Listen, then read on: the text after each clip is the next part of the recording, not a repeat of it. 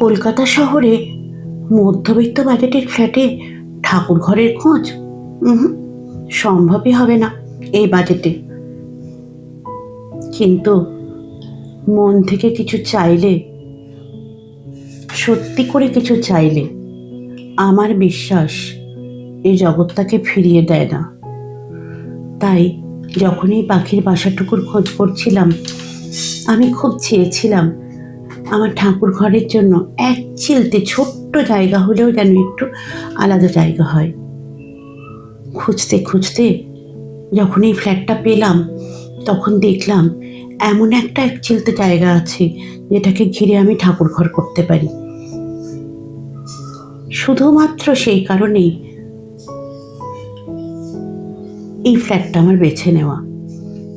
ঠাকুর ঘর তো হলো, এবার সেটাকে সীমিত ক্ষমতায় একটু একটু করে সাজিয়ে তোলা। আজকে সেই গল্পই আপনাদের সাথে করব।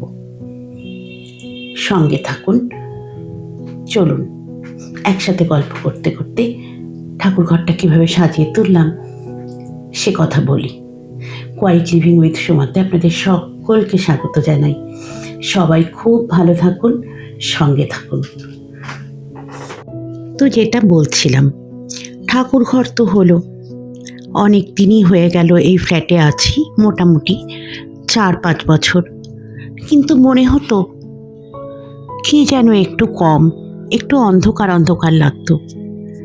আমি মনে এবং জীবনে আমার চারপাশে আলো ভালোবাসি, সূর্যালোক ভালোবাসি, আলোকিত ঘর ভালোবাসি। তো বুঝতেই পারছেন এখনকার জীবনে সবাই খুব ব্যস্ত।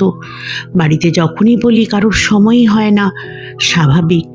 সবাই এত ব্যস্ত কাজে কর্মে যে এই সমস্ত ছোটোখাটো কাজের জন্য সময় পাওয়া যায় না। কিন্তু আমার সেই অদম্য জেদ, প্রথমেই ভাবলাম নিজে নিজে ব্যবস্থা করি। একটা বাজেট আলাদা করে রাখতে শুরু করলাম। খুব সামান্য কিছু নিজের থেকে বাঁচিয়ে রাখতাম। প্রথমে কিছু আলো কিনলাম, দেখলাম নিজেকে লাগাতে হবে। অতএব কিছু ম্যাগনেটিক স্ট্রিপ কিনলাম অনলাইন থেকে। কারণ এই আলোগুলোর সাথে যে গাম ওলা টেপটা পাওয়া যায় সেটা খুব বেশি দিন চলে না, আর পড়ে গেলে আলো ভেঙে যাবে। অতএব সেফ অপশন হলো ম্যাগনেটিক স্ট্রিপ। সেগুলো কেটে অনায়াসেই লাগাতে পারবো। কিন্তু সেই ম্যাগনেটিক স্ট্রিপ দিয়ে তো আলো লাগালাম। এবার খুব সামান্য একটু আলো হলো, মিথ্যে বলবো না, মোটামুটি আলোর অভাবটুকু দূর হলো। ঠাকুরের মুখের দিকটা একটু আলোকিত হয়ে থাকবে, এটাই চেয়েছিলাম। এবার বাড়িতে সবাই দেখতে পাচ্ছিল যে আমি এরকমভাবে নিজের চেষ্টায় একটু একটু করে করছি। এবার যখনই দেখবেন আর পাঁচটা মানুষ যখন আপনাকে দেখবে যে আপনি উদ্যোগ নিয়ে কোনো কাজ করছেন নিজে এগিয়ে এসে, তখন কিন্তু আপনারও সেই উদ্যোগ আশেপাশেও ছড়িয়ে পড়ে। এটা কিন্তু যে কোনো ক্ষেত্রেই আপনি যদি খুব পজিটিভিটি চারিদিকে ছড়ান, দেখবেন আপনার কাছে সেটা ফেরত আসছে। আবার দেখবেন যখন আপনি উদ্যোগ নিয়ে কোনো কাজ করছেন, আপনাকে একা দেখবে মানুষ, তখন কিন্তু আশেপাশের মানুষগুলোও সামান্য হলেও সেই উদ্যোগটা নেবে। আরেকটা জিনিস কিনেছিলাম, সেটা হচ্ছে দুটো ছোট ছোট ঘণ্টা কিনেছিলাম ঠাকুর ঘরের দুপাশে লাগাবো বলে। আমার ঘণ্টার ধ্বনি ভালো লাগে।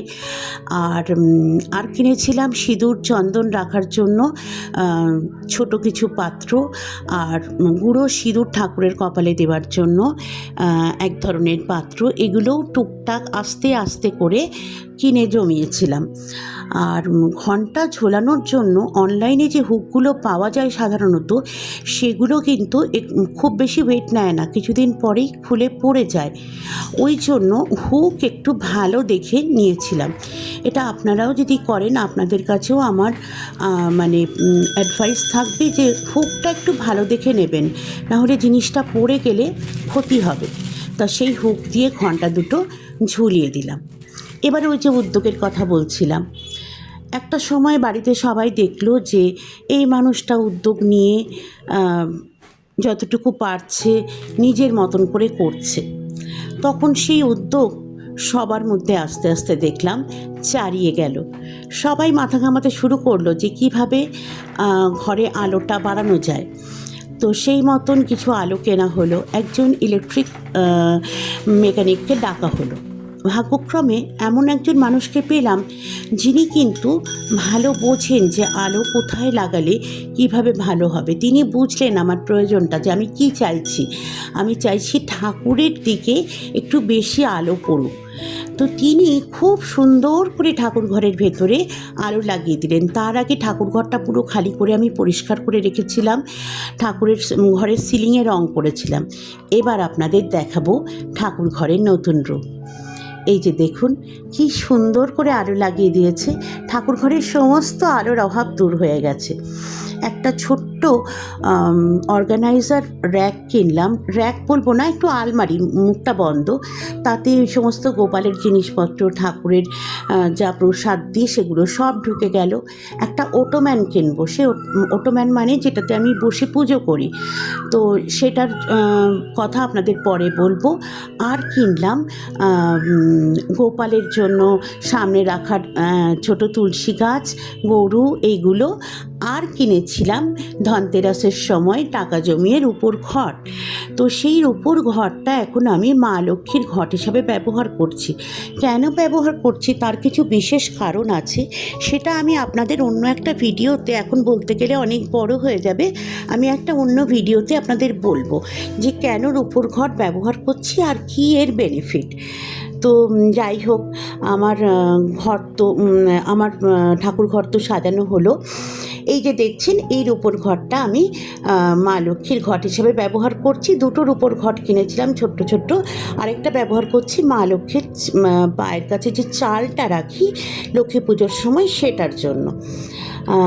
আর ঘণ্টাটা ঝুলছিল, তাতে মনে হচ্ছিল যেন একটু বেখাপ্পা লাগছে, ভেতর দিকে দুটো হুক লাগিয়ে ঘণ্টাটা এখন লাগিয়ে দিয়েছি। যখন টুংটাং করে বাজে মন খুশি হয়ে যায় তখন ঘণ্টাটা বাজলে। এবার ওপর দিকে কিছুটা দেখুন এখনও জিনিসপত্রগুলো কিছুটা বোঝাই হয়ে আছে, ওই জায়গাটা পরে ইচ্ছে আছে আবার কিছু করে টাকা জমিয়ে ওই জায়গাটাকে একটু ঢেকে দেওয়ার মতন একটা ছোট পর্দা দিয়ে ঢেকে দেওয়ার ব্যবস্থা করব। আচ্ছা আপনারা বলুন তো, আমার ঠাকুর ঘরটা ভালো সাজানো হয়েছে তো? অনেকে এসে যারা বাড়িতে আসে তারা বলে, সোমা তোমার ঠাকুর ঘরটা খুব সুন্দর।